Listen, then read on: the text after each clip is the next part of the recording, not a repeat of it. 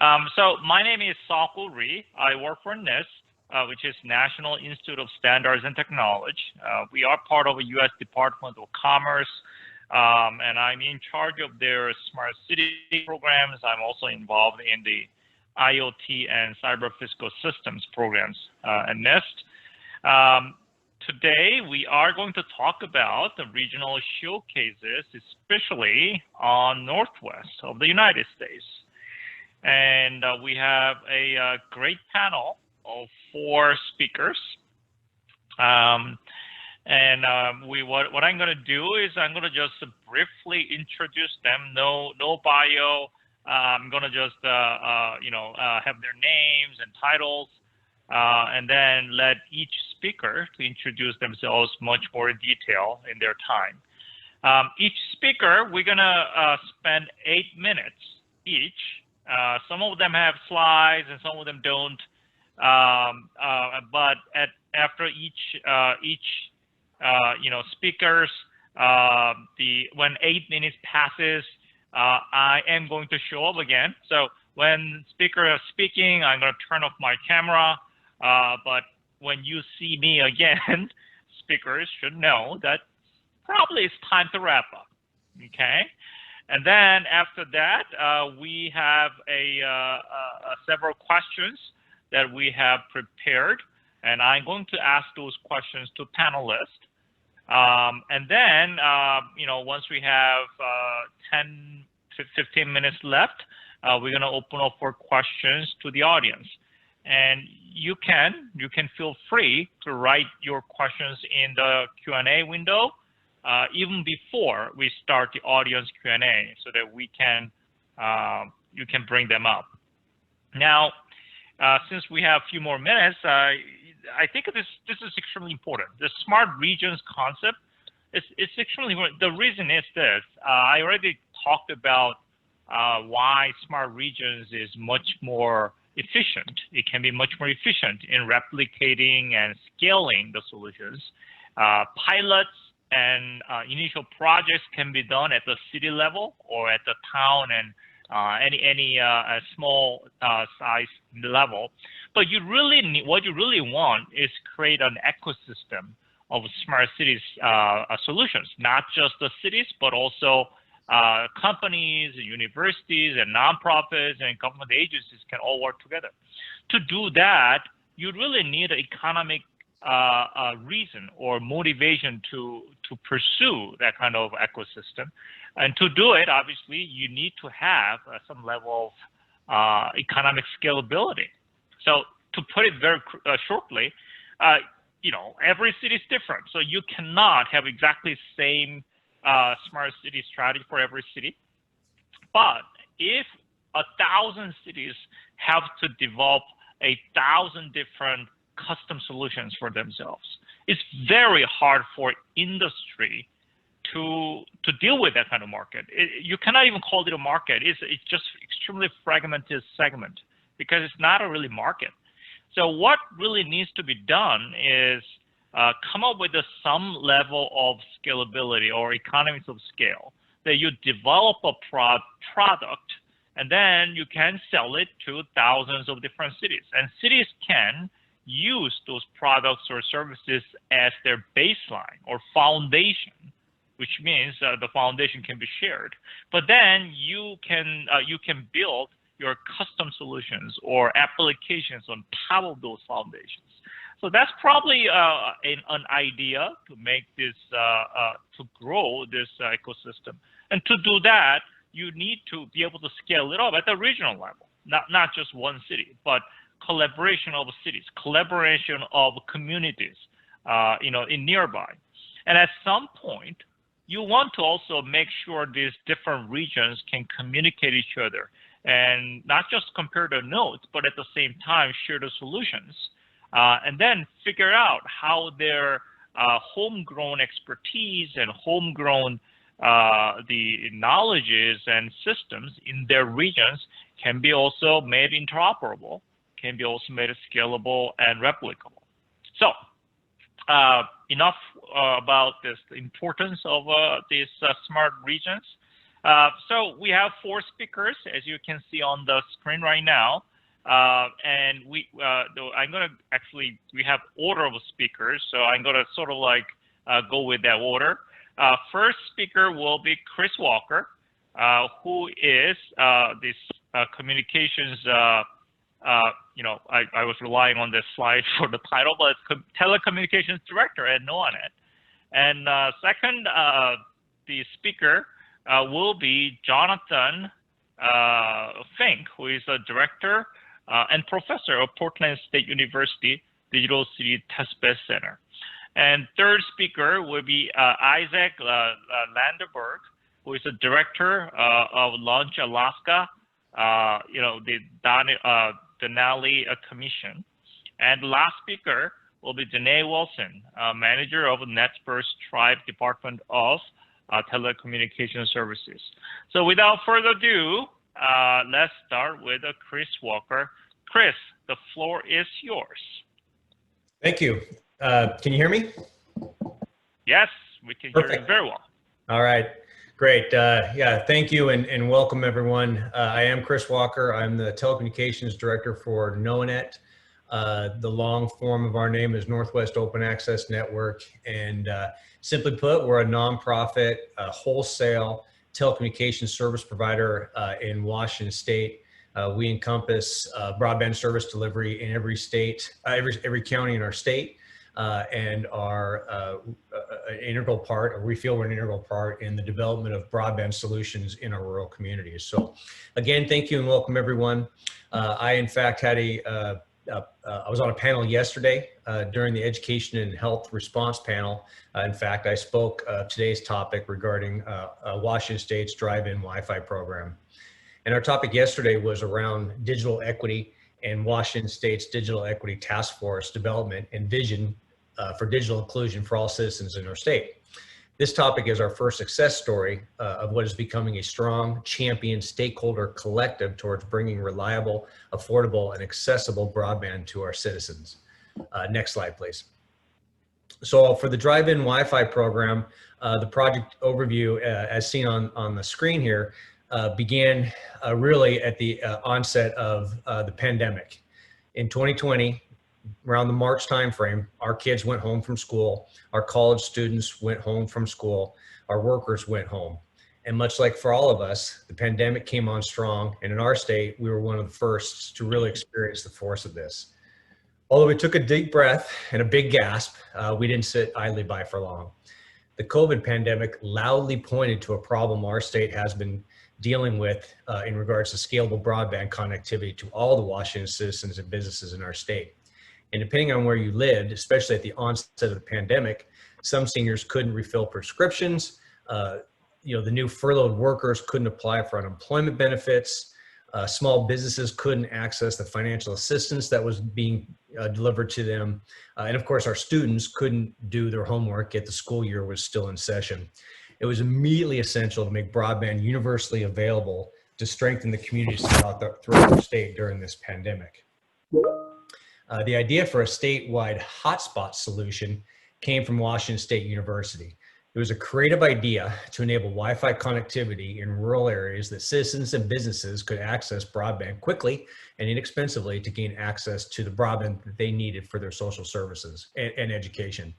The initial idea was to take advantage of 40 WSU extension offices. You see, in our state, WSU has campuses in every county in the state.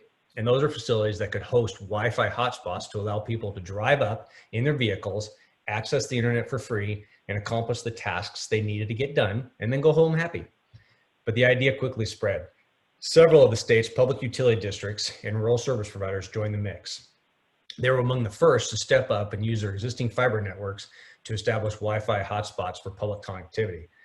The Washington State Broadband Office quickly engaged as well. This idea could be big, and with coordination, we could grow from 40 sites to really who knows how many. But the idea was simple. We'd build parking lot hotspots in response to the pandemic, and we create this free community Wi-Fi system which could be accessible regardless of how users arrive at the locations. Some sites could offer indoor public access during business hours, but everyone using the sites, whether they were outside or inside, would practice social distancing and hygiene precautions. including even staying in your vehicle or at least 6 feet apart for users, and of course, wearing a mask. Next slide, please. As I mentioned, the State Broadband Office got involved. They partnered with KnowIt, and that's my organization. And again, we're a statewide middle mile network provider to coordinate the installation of all these hotspots across the state. By June of 2020, so keep in mind the pandemic really started in our state in March.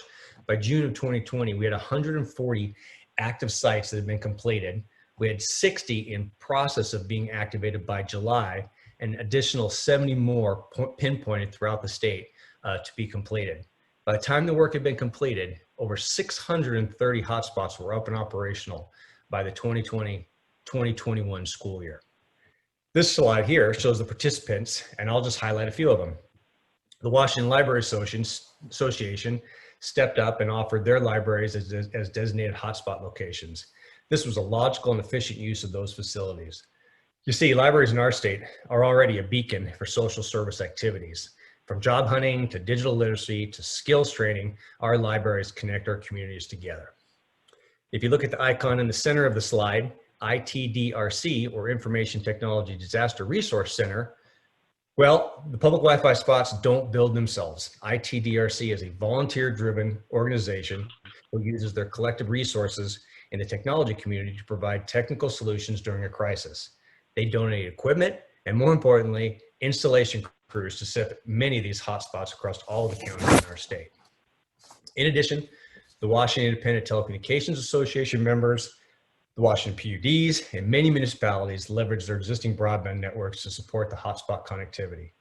Along with funding from Microsoft Airband Initiative and the Avista Foundation, Washington State had a formidable force, and like I said, we delivered over 630 public Wi-Fi spots in less than 4 months. Next slide. I touched on the advantages of public Wi-Fi a little bit earlier, but this was a logical project that supplied a rapid solution. Of course, fixed wireline services couldn't solve the academic requirements of our state in the time we had to execute. Washington State, our rural communities in many areas have an absence of high-speed broadband telecommunication services. But with this cost-effective solution, we could provide a lot of bang for a little bit of buck. And we kept the security of our students at the forefront of our initiative. Next slide, please.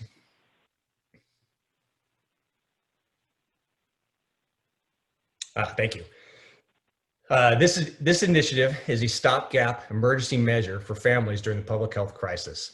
The ultimate goal is to bring broadband connectivity to every household in the state.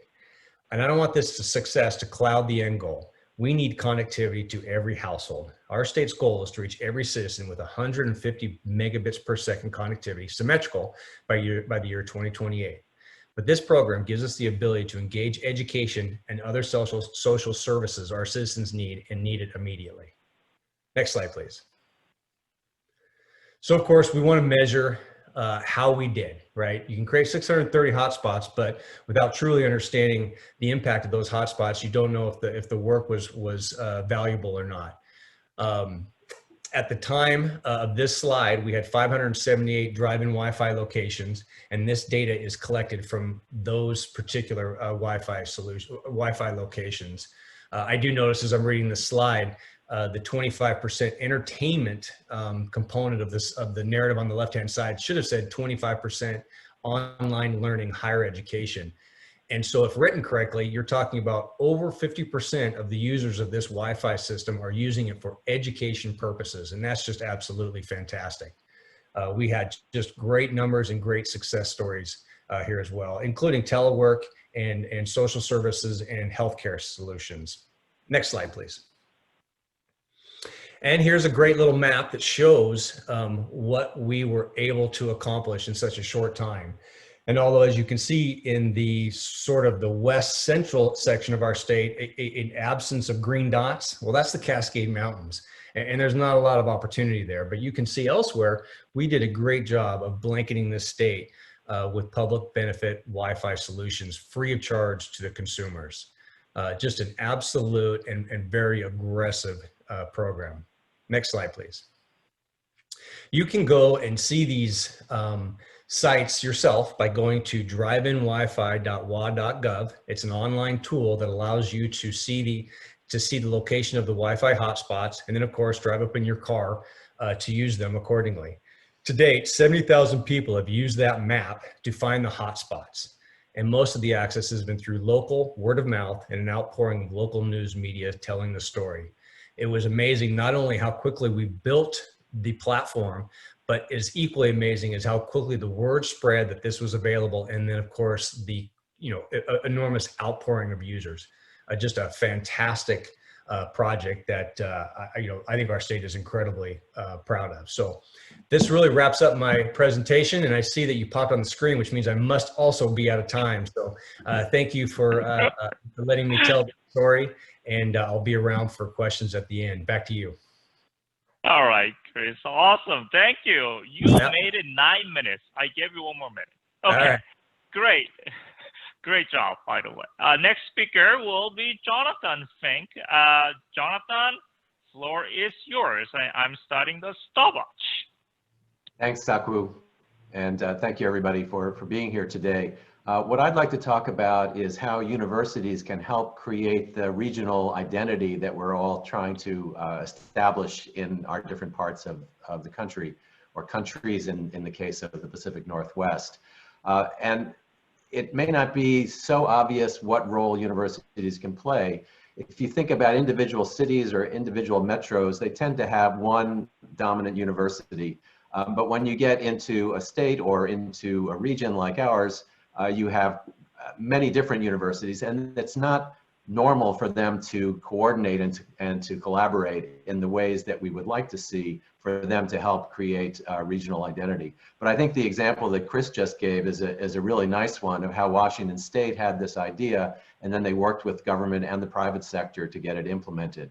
So I'm going to give a few examples like that from the Pacific Northwest. I also have some personal benefits that have come from this regional initiative out of NIST, in that I have a part-time position at University of British Columbia to try to make the Cascadia Innovation Corridor into more of a functioning economic development entity. And at this particular time of the election cycle, it's really nice to be up here in Vancouver. Next slide, please.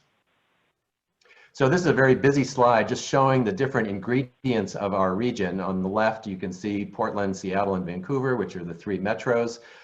And they have many common characteristics, which are listed in the green box.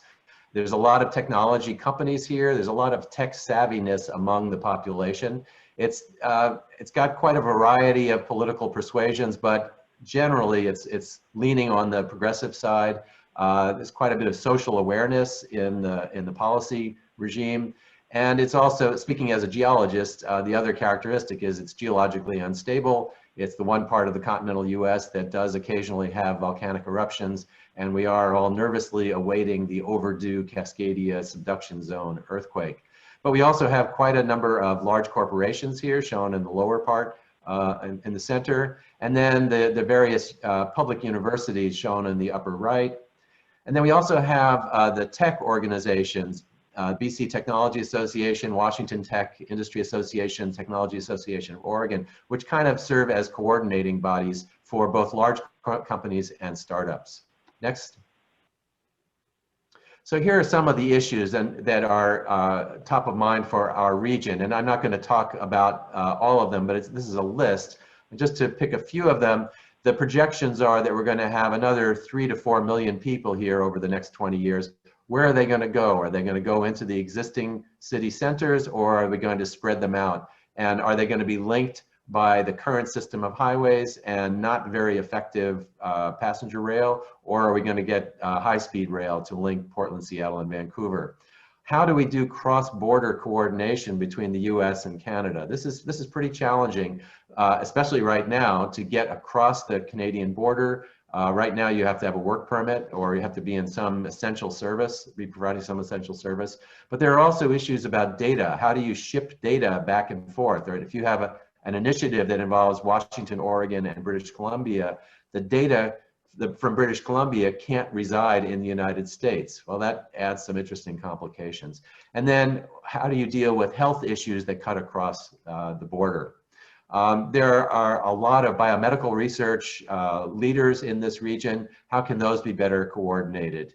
And then from a competitive standpoint, one of the issues is that Vancouver tends to be competing with Metro Toronto, and Seattle and Portland tend to be competing with the Bay Area. So one of the questions is whether integrating or linking these two together can allow them to better compete in their home countries. Next slide. So here are some examples of some of the university-based programs that are trying to connect this region together. And I'm directly involved with all of these and be happy to talk about more of them during the discussion. But just to pick one of the Digital City Testbed Center, which is based at Portland State University, that uses a network of campuses, university, nonprofit, and corporate campuses to try out smart city innovation, with the idea that it's easier to try things out under the more controlled conditions of a campus before you subject the residents of a city to those innovations. And we have 5 campuses that I'll talk about in a moment. We also have a working group that was set up under the auspices of the Cascadia Corridor to look at wildfire and urban smoke. And this has been a very successful coordination among over 120 researchers from throughout the region. And we're trying to find questions to work on that haven't already been addressed by the many other groups interested in wildfire. Data Science for Social Good is a student internship program initially funded by Microsoft at University of Washington and University of British Columbia that allows student groups of 3 to 4 students to work with a government agency or with a nonprofit to bring their skills in data science to some socially important problem. And then the Cascadia Law Initiative acknowledges and recognizes that there are a lot of legal differences between Vancouver, Seattle, and Portland, or Washington, Oregon, and British Columbia. And so we brought together some law professors and law students to map out what those differences are. Next slide. So just a moment about the Digital City Testbed Center. The 5 campuses that we're working with are the University of British Columbia, University of Washington Seattle campus, Portland State University campus in downtown Portland, the Oregon Museum of Science and Industry, also in downtown Portland, and Portland International Airport. And this network includes quite a variety of conditions that you can try out these innovations. We have about a dozen startup companies that we're working with, and they are excited to try out their technologies in a variety of different settings. One of these campuses, the University of British Columbia, has a partnership with Rogers Communication, the telecommunications company in Canada. Rogers has set up a 5G network on the UBC campus, and so the startups are particularly eager to try out that environment. And we're now trying to replicate that at the Oregon Museum of Science and Industry, working with Verizon to set up a possible 5G model there as well. The Portland Airport has been very innovative in trying out technology, particularly technology for helping people with disabilities. And that's one of the focal areas for our initiative. Next slide. So just to summarize, what we're working on here is trying to get universities to coordinate with each other and then to partner with industry, government, and nonprofits to find issues that are relevant and important for our region, and to let the universities serve as some of the connective tissue to bring these initiatives together. Campuses can be ideal test beds for trying out both technology and policy before they're rolled out into cities and metros more broadly. We have academic experts that we're working with who can address the scientific, but also the legal and ethical issues associated with smart cities and smart regions. And then collaborations among faculty, which is sort of a normal thing that faculty do, that can serve as a nucleus or a series of nuclei that allow for the regional networking to take place. So again, thank you for allowing me to participate here, and I look forward to the discussion. Wow, Jonathan, you hit 8 minutes mark exactly. How did you do that? I could never do it myself. We Go have on. a startup that we're working with that does that. I'll tell you about it later. Okay, that's a good answer. All right, now we're gonna go to Isaac. That's about Launch Alaska. Wow, this first slide looks awesome. I mean, I want to be there. Isaac, it's you. You're on. We invite you anytime. Oh, Thanks, wow. so cool. Yeah, so hi everyone. I'm Isaac Vandenberg, CEO at Launch Alaska. I think in our rehearsal for this, I was voted as the person most likely to go over my 8 minutes. So I'm gonna try to make a comeback today and stay within my my 8-minute slot. Next slide here. So Launch Alaska, our mission is to accelerate the resource revolution, which we define as trying to decarbonize and electrify food, water, transportation, and energy systems. We're all living through a tough time right now with COVID, but one of our biggest focal points is the impending and kind of real-time emergency of climate change and the need to spur on energy transition quickly across the country. Alaska is an interesting place to help with this problem of decarbonizing and electrifying food, water, transportation, energy. We are a place where we have the second highest cost of energy in the US and oftentimes the second or third highest per capita consumption, which is a really tricky combination to have. Alaska, in addition to the kind of national economic headwinds that other places are facing across the US, we also have the acute issue of the price and production of oil collapsing, which is putting a big strain on our state budget and just state economy. Tourism has had a tough year because of the COVID pandemic and then just the pandemic itself. And so we are looking for economic bright spots as a region. And Alaska also has what I would call untapped potential to lead this resource revolution. And what I mean by that is in the state we have over 230 island and microgrids. So again, I only have 8 minutes here, but if we think about the need for the planet to make rapid action to mitigate the worst effects of climate change and to decarbonize and electrify different systems, what's pretty clear is that there's going to be a need for microgrids, so small islanding grids that can have interconnectivity and can allow for distributed technology like electric vehicles and charging stations and solar, both rooftop and utility scale solar. This is a really tough thing to do, although we have the tools in our tool belt now to be able to quickly electrify. But a place like Alaska, where you have 230 island and microgrids that don't have any roads in or out and have operated kind of as independent, very, very small utilities for decades, is a really interesting kind of natural test bed and deployment for these technologies that we're going to need to deploy at scale globally to make meaningful progress on climate change. So next slide.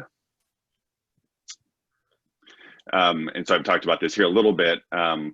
The data, since this is a smart grids or smart regions workshop, the data that is incredibly valuable within these microgrids is extremely useful to startups. So the program that we run essentially is a glorified matchmaking program where we connect startups from anywhere in the world to panelists throughout the state. And these panelists are folks like utility operators, municipal utilities, asset owners, a port director, folks at airports, really anyone that has their hands on physical infrastructure and data sets.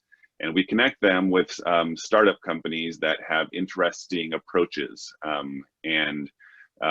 This kind of matchmaking between people that are responsible for keeping the state's critical infrastructure online and startups who have really interesting and innovative approaches to sell is really the magic of the program.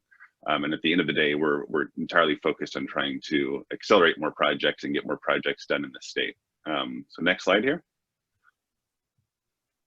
So just a snapshot of some of the wonderful folks you can see here. It's a mishmash of corporates, VC type investors, private equity investors, startups, a lot of folks from the national lab system, university researchers, folks who are working with, you know, the oil and gas companies in Alaska.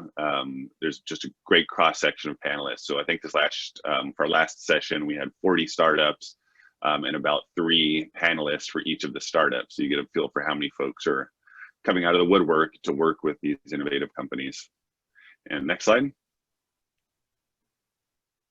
Yeah, and so just the program that we run real briefly is a 8-month program, the end of which is trying to get steel in the ground projects built. At the center of all of this, of course, is a strong data play. And so one of the most valuable things that the startups find from Alaska is the ability to work with folks who have great data sets, long-term high-resolution data, and being able to access that to do some of their modeling and show that their technologies are safe and work on a real grid, and then to use that kind of proof of concept to deploy to much larger markets. Next slide. And so that's my presentation. I'm here for Q&A. And I just wanted to add also really quickly, I am not tied to the Denali Commission. They asked me to come to this and present for Alaska, but I don't have any official tie with that federal agency, although I think they're great and we work a lot together. I just wanted to draw that clear line. Thanks. Isaac, you disappointed me. You only took, what, 6 minutes? It's not what he talked about. Come on, you were supposed to go over and get blamed for everything. I can take another half hour. I'd be happy to. No, seriously. So we're going to start with the Q&A. Since Isaac already has 2 minutes left in his time, let me ask you a question first, okay? So some of us are familiar with the term technology accelerator, probably, but a lot of us may not be familiar with that term. So what is exactly a technology accelerator? And then how is it related to this regional collaboration effort that we are talking about here? Yeah, thanks. So the problem that we're trying to solve, you know, as far as I'm concerned, the national lab and university research infrastructure that the country has is a national treasure. What is a challenge is that much of the incredible knowledge and research and technology that comes out of the national lab and university research infrastructure oftentimes doesn't make itself into the field. So this challenge of commercializing tech and getting it to actually be deployed. And so really what we're doing is working with companies that have technologies that are, you know, bench scale prototype, the technology readiness levels, for those of you who are familiar with that framework, of kind of maybe 4 to 6, and are looking for their first customer, their first deployment in a real world setting. And we're just trying to get those technologies out in the field and working with people who are really smart, actually know how the infrastructure works, are decision makers within, you know, infrastructure and asset owners, and trying to make magic happen and get projects done. So that's what the acceleration is. Let's get this, let's get these technologies that just need to be proven out, and let's get them in operation and put them out in the field. All right. So I want to stay with this question a little bit longer because I believe personally that startups have a huge role in smart cities and smart regions and making our lives better. And Chris, I want to pull you in here because as a you know, I'm not sure, this is unscripted part of the discussion, so I'm not sure how large is NOAANET, but you know, you probably work with a lot of the you know, accelerators or startup related ecosystem. So how do you see that these accelerators or startup accelerators or incubators, whatever you call it, can play a role in nurturing the ecosystem? That's to me?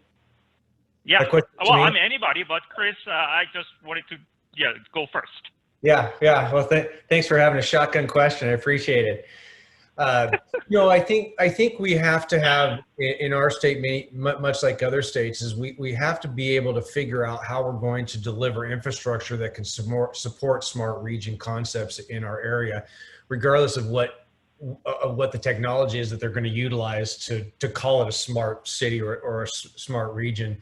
And if we can organize in our state that enables that infrastructure and development, then that would attract incubators and innovation and other types of organizations to be able to leverage a system that can be used, right? It doesn't make a whole lot of sense to have really cool widgets when there's no way to use them. And I think that really would be the part that our state would play in attracting that type of effort.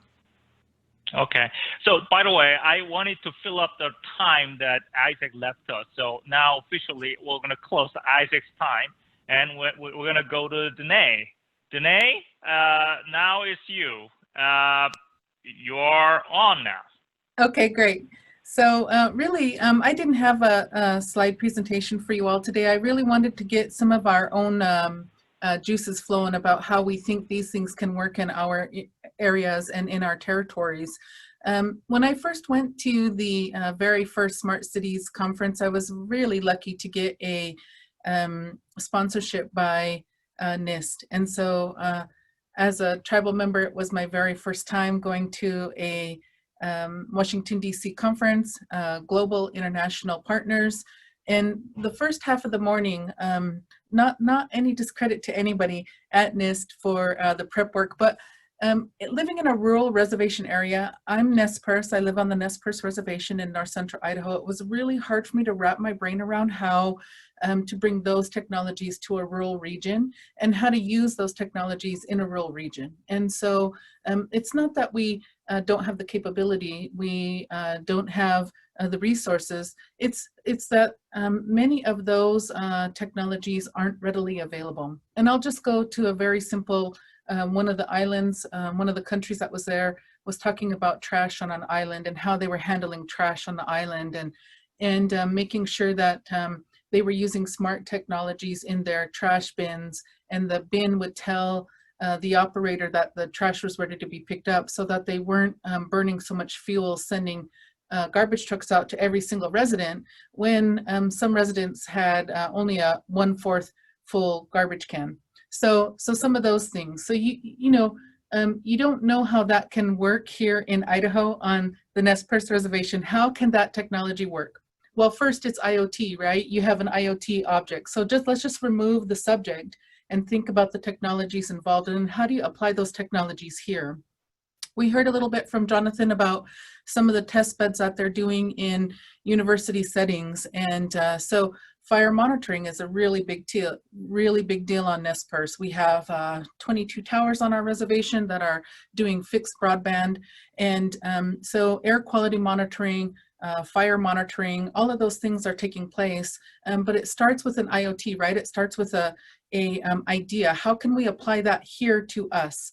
And so no matter who that us is, no matter where your community is, how do you take what somebody else is already doing and use it to improve conditions, connectivity, resources in the area that you live in? And so for me, the reason I didn't do a PowerPoint is I really want people to start thinking about it. What I think is most interesting about Alaska, and I had a really great opportunity to go to Northern Territories with ISOC, Internet Society, and it was eye-opening, to say the least, because you can learn everything everywhere you go, right? So you think you live in a rural area and then you go to Northern Territories where you've flown in because there's no road, right? So then you're thinking about, gee, how do they get this? How do they get that? How are they doing even just standard paying your bill online? How do you do those type of functions? And how do you get connectivity to the most remote regions where you have permafrost? It's not a buried technology, right? So it spurs innovation and ideas when you have an opportunity to learn what other people are doing. And then how can you bring that home to your area and use that technology, maybe in a different way than it was designed for, but it will apply to improving things in your region. So I was really happy to hear Chris talk about ITDRC. ITDRC has done really great things all across the nation, but they did a couple of projects on Navajo Nation when COVID first hit. I think it's really important for us when we have resources that are able to provide assistance. Technical assistance in rural areas is really, really hard. Getting somebody with technical expertise to do the network design, to tell you how to connect things, even if they can't physically come, you need that support. You need somebody who can help you work through some of those issues that you don't readily have resourced in your area. So ITDRC, what they did in Washington with the Washington State and all of that infrastructure that was built, it was significant, and it can be replicated in other locations. That project isn't just unique to Washington. We can take the proof of concept and apply it to any other location. And so those are the type of things that I think are extremely important when we're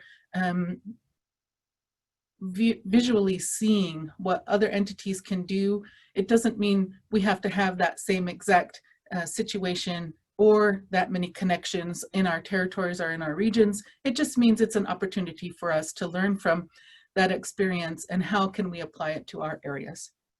So the reason I didn't do a presentation specifically is because I wanted to tie everything back so that you've been attending for 2 days now, some of you. You've heard a lot of presentations. Earlier today, we heard about data sharing, data mining. All of those things can be applied to areas that you're in and can help develop your region and resources for your region, so that you have a choice. You don't have to move to a Bay Area or to the Portland area or Toronto to get the technology resources that you want. You can live in rural Northern Idaho and get the resources that you want and do innovation in the areas that you live in. And tying those pieces together is really important. I think people underestimate boards and commissions. They underestimate participating in startups. They underestimate just learning from people who are, I had a gentleman here, his business went out of business because of COVID. He was here about a month ago, and he said he's just trying to reinvent himself so he can support his family and keep his employees working and keep his business going.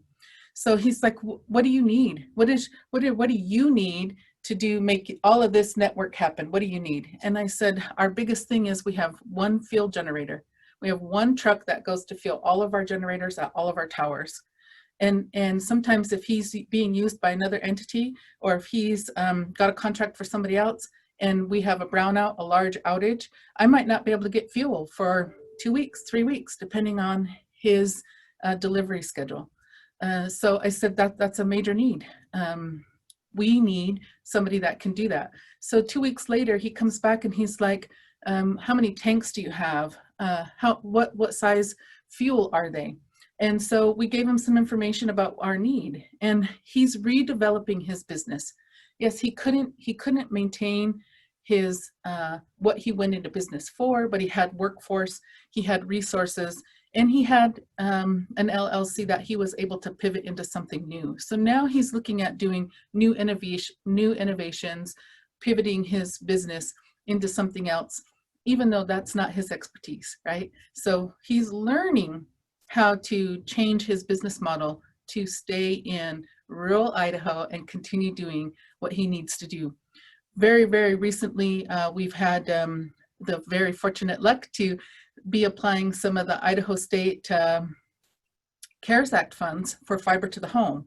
We had a contractor coming in doing fiber to home locations. They had never pulled fiber. So initially what we hired them to do was just drop the conduit in the ground for us. Just get the conduit in the ground. We'll come back after the fact and pull fiber. So in order to meet the deadlines, though, we needed more people to pull fiber than I had people trained. So we took his construction staff and went through a whole training process to show him how to pull fiber so that they could pull the fiber to the home while they're already putting the conduit in the ground to the house. So eliminate one step. Let's train somebody who can help us get that done. Right now, today, Nez Perce Tribe is installing solar panels on its community center in Lapwai. And there's a huge amount of people coming to learn how to do that. it's not new technology. It isn't something that was just developed recently, but it's more affordable, less amount of battery for storage. And now we can take that technology and apply it in rural, low-income locations where now that is something that's feasible, and we can have a workforce developed on how to do that. Okay, my time is up. So I just want to make sure we're just thinking about how we tie these pieces together when we're looking at our question and answer, and how do we take those technologies and move them forward in our own locations. You're on mute. Soku, you're on mute. Oh, I'm sorry. I was saying that great, thanks, Danae, and I couldn't have summarized it better than you. So awesome. So let's go back to our Q&A, and Jonathan seems to have a comment about the last topic about incubators and tech accelerators. So Jonathan, Thanks. What is your input? Yes, well, actually, I was going to talk about that, but having listened to Danae, I'd really like to switch to a different topic relevant to what she was talking about. We had a symposium on Tuesday about wildfire in the Pacific Northwest, and one of the audience members who works for the Tulalip tribes in Washington and he was a career EPA ecologist who anyway, he raised the point that the perspective that we were bringing was missing the tribal knowledge and the indigenous knowledge of how our cities and our populations can live in balance in this particular region. And I think it's a really critical point. I mean, I don't think he is actually a tribal member, but he's working there. And it is something that in this particular part of North America, it's really important that we incorporate. And so one of the themes that I think we can do to better link Vancouver and Seattle and Portland is look at what the tribes are doing in those areas and see if there's some coordination we can provide to exchange the learnings back and forth. So that's an awesome point. Actually, one of the things I noticed in Washington State and Northeast regions in general is a mix of metropolitan areas, cities, and also a lot of rural and tribal areas as well. So not just Northwest, but I believe when you expand the scope of your work to region, you're going to face this reality all the time. Because when you say region, it's not just a one city or one town. Right. It's actually a bigger region, which involves different types of jurisdictions. So it just getting that working, and it's tough. That's first. And secondly, you cannot just focus on a high density areas. And at the same time, you cannot just focus on low density areas either. You have to figure out a comprehensive strategy to bring all those things together to make it a regional success. So I think that's an extremely important point. Just to add one other thought to that, we're trying to, throughout this conference and throughout this initiative, trying to think about how do you create different kinds of entities that don't conform to existing borders. But the borders are totally artificial. I mean, they may be geographic, but so, and the tribes had their own borders that were based on groups that had worked together and lived together for tens of thousands of years. So I think as we're trying to redefine how we solve some of the issues in our regions, we can look to those geographies to get some ideas. All right. Any additional comment about this? I have obviously more questions that we have scripted here, but if you have anybody wants to pitch in, please do it. I definitely think when we think about doing development, we're constantly thinking about urban development, right? You're thinking about building the new data center in an urban area. And in reality, there are huge tax benefits to working with tribes. The same offshore tax benefit exists on tribal reservations.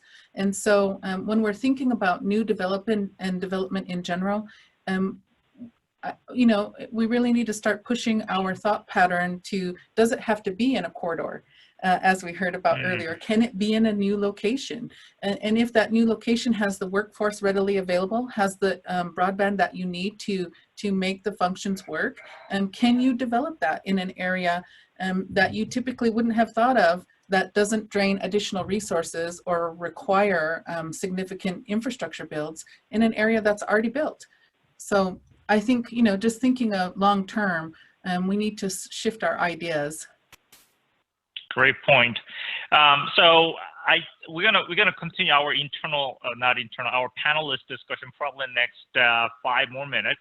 But I wanna bring up the question that Chris put out, which is, what do you see as a long-term solution in Washington State in a post-COVID era to continue the efforts of digital equity in rural communities as continuous development of more public Wi-Fi hotspots or something else? It's very relevant question of what you're discussing. So Chris, what do you say? Yeah, you know, I think when the glass was half full and we thought about COVID and the hope that it would run its course in 6 to 9 months, we've come to the harsh reality that's not going to be the case. And so from an accessibility and affordability perspective, we need the 30,000 students that don't have either access or finances to get broadband. We've got to figure out a long-term solution for that. So we are going to have to turn these 600 plus hotspots that were really built in a more temporary manner. We need to turn them into a more permanent manner, right? And really enable student access for those services. And it's not just students. Of course, other people use that access. But right now we're bringing the people to the broadband, and really the long-term goal is to get the broadband to the people. And so there's some things we can do. One is we can start creating more of a town hall environment in rural communities that get people better access to broadband in a better quality of life manner. Obviously, we're going to hit winter here pretty soon, and so sitting in your car in a parking lot doing broadband and doing your homework isn't ideal. And so really the long-term solution is, you know, some form of wireline or fixed wireless solutions to every citizen. No one solution fits every case. There will be geographic disparities. But we, in our state, right, I mean, we have to organize, understand what shovel-ready projects are necessary in every area, and then who's going to sponsor those projects, right? Is it going to be the private sector? Is it going to be the public sector? And then really enable those to be funded economically so we can make them successful. And that's really what I see evolution is. And that is our state broadband goal, right, is to accomplish those tasks and have it done by 2028. And I think we can do it. And it's going to be costly. It will, obviously.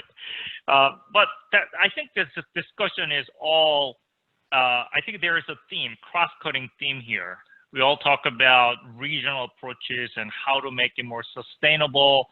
And we, all of us, we put together this more of a temporary solutions because of COVID. Now, the question is, how can you make it permanent? How can you make it more sustainable going forward? That's actually a great question. So I'm just trying to pull in as many questions as possible here. So I want to talk about Alaska a little bit because Alaska, Isaac, Alaska's, obviously you already talked about the role that Alaska is playing in innovation, but Alaska is fairly unique in a sense that, you know, geographically speaking, or probably in terms of the environment, which is a northern part of the United States. So, I mean, innovation is everywhere, obviously, and then anybody anywhere can innovate. But do you see any sort of like a unique challenges or requirements or your unique approaches innovation that you are seeing in Alaska? Yeah, I actually think that part of the exciting thing about working in Alaska is that there are so many challenges.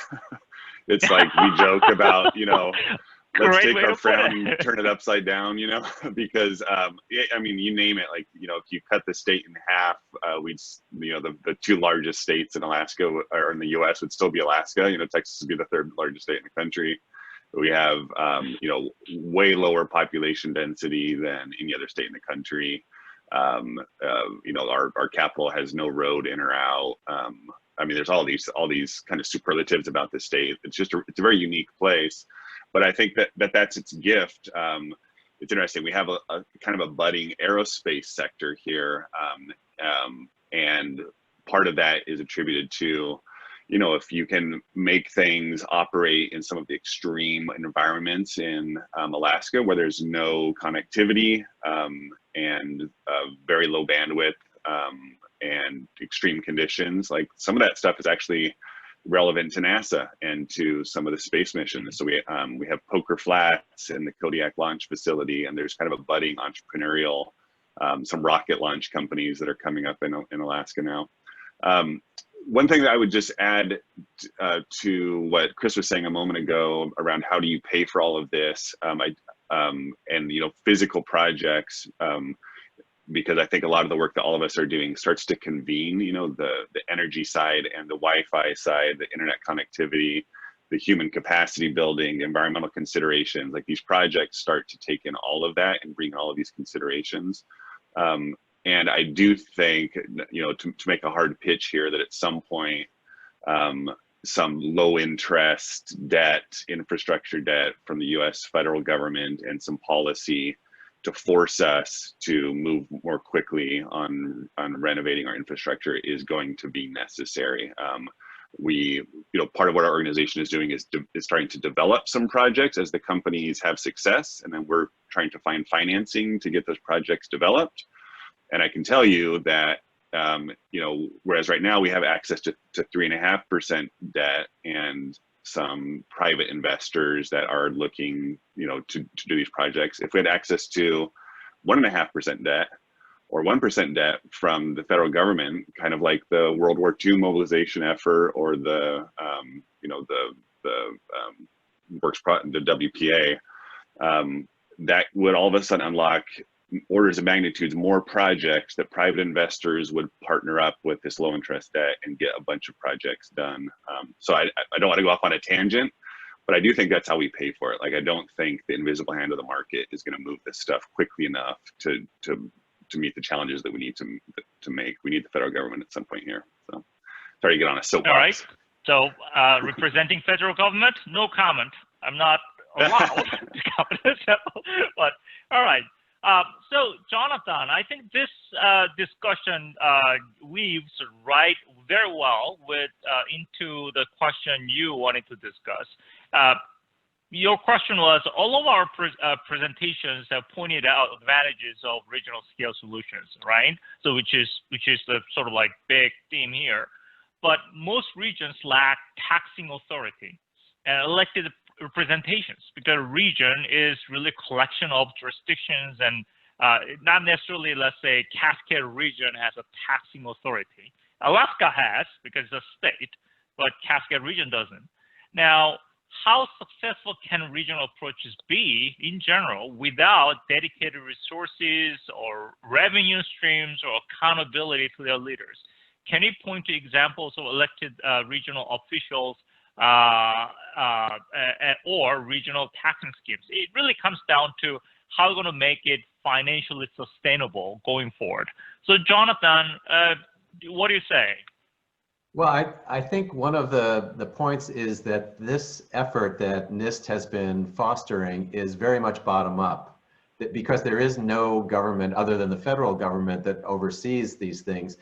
The initiatives have to be worthwhile enough for all these players to participate, and that's because it's not like they're going to get a lot of money out of this, at least in the short term, or other normal economic development benefits. So it's incumbent on all of us to make these initiatives as exciting as possible. That's part of what we're trying to do up here, and many of the other talks we've heard in the last 2 days. There are a few examples. In Portland, the Metro regional government was set up in the 1970s to monitor the regional growth boundary that was set up around a couple of dozen cities. So there you can look at that, but that then stops at the Columbia River, and the Metro actually includes Washington State, which is not part of it.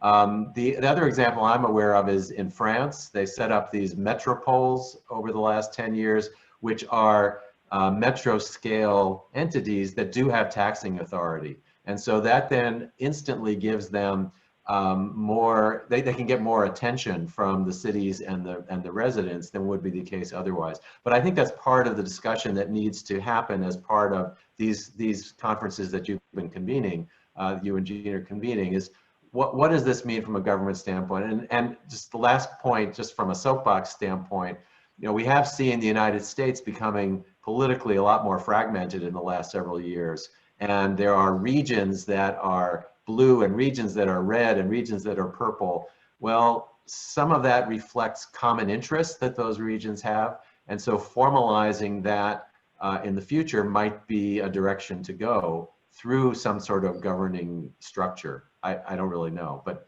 I think this kind of conference raises a lot of big, interesting questions. So let's build on that. So that's actually, I mean, this is a zillion-dollar question. How to make these things sustainable? We all have great ideas, and for the last 5-6 years, we all proven that this smart solutions helps, and that smart solutions can solve problems at the smaller city scale, in many cases, and the pilot scale.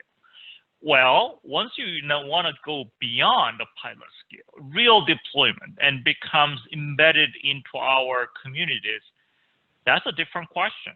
Then you really need to bring in economic model. I mean, whether it's a taxing or whether it's some kind of revenue generation or something from somewhere, and that's a difficult question, frankly speaking.